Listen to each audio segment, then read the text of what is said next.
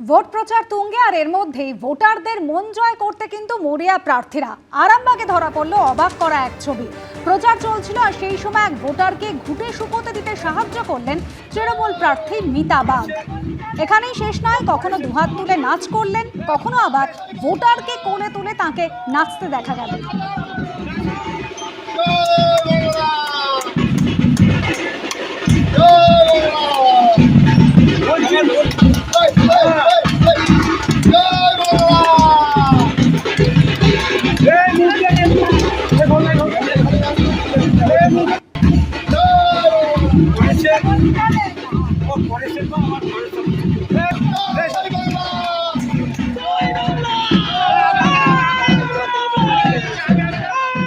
মানুষের জন্য সুবিধা দেওয়া হচ্ছে, মানুষের সেটা পাওয়া উচিত। টেকনিক্যাল বিষয়গুলি ঠিক করা উচিত, কোনো ভোটার যেন বঞ্চিত না হন।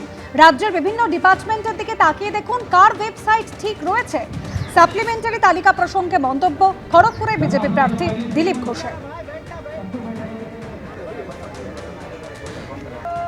অবশ্যই মানুষের জন্য যে সুবিধা দেওয়া হয়েছে ওটা মানুষের পাওয়া উচিত, টেকনিক্যালি ঠিক করা উচিত, আর এর জন্য কেউ বঞ্চিত না হয় ভোটার থেকে, আমরাও চাইব।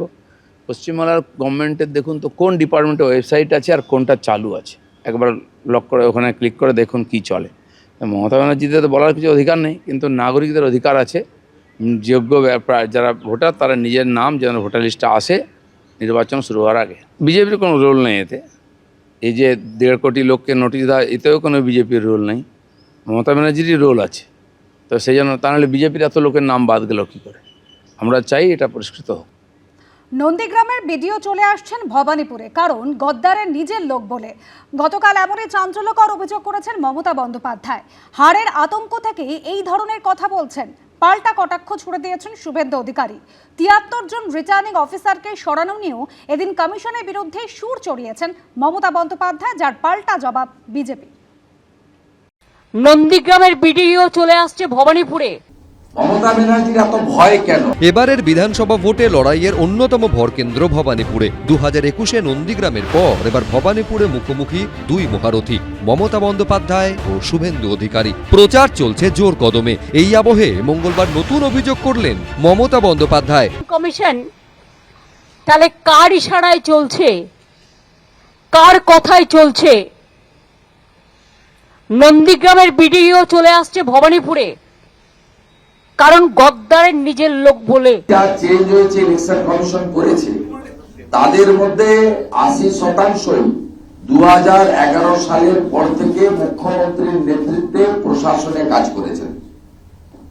এমন আরো নামও আমি বলে দিতে পারি যারা মমতা বন্দ্যোপাধ্যায়ের বিভিন্ন মন্ত্রীদের পিএস হিসেবে কাজ করেছেন। নিজের বাড়ি, নিজের জায়গা, যেখানে তিনি 40 বছর ধরে রাজনীতি করেন বলে গলা বাজিয়ে বলেন, উনি হারের আতঙ্ক থেকে এই ধরনের কথা বলছেন। বিধানসভা ভোটের মুখে আইএএস আইপিএস অফিসারদের সরানো নিয়েও সংঘাতের আঁচ ক্রমেই বাড়ছে। ইতিমধ্যেই মুখ্য সচিব, স্বরাষ্ট্র সচিব, রাজ্য পুলিশের ডিজি, কলকাতার পুলিশ কমিশনার সহ বহু পুলিশ কর্তা এবং একাধিক জেলা শাসককে সরিয়ে দিয়েছে নির্বাচন কমিশন। সোমবারও 73 জন রিটার্নিং অফিসারকে সরিয়েছে তারা, যার মধ্যে রয়েছে মমতা বন্দ্যোপাধ্যায়ের কেন্দ্র ভবানীপুরের রিটার্নিং অফিসারও। এই আবহে মঙ্গলবার ফের সুর চড়ান তৃণমূল নেত্রী। 73 জন রিটার্নিং অফিসারকে কালকে চেঞ্জ করা হয়েছে।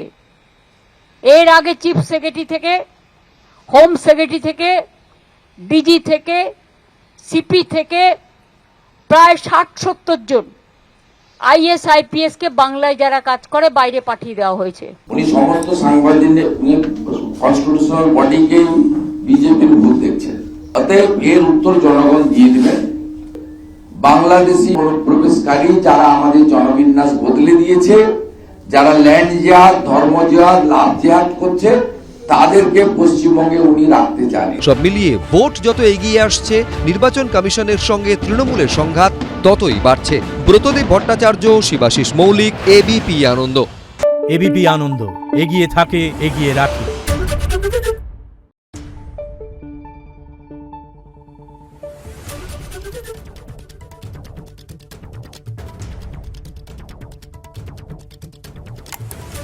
Thank you.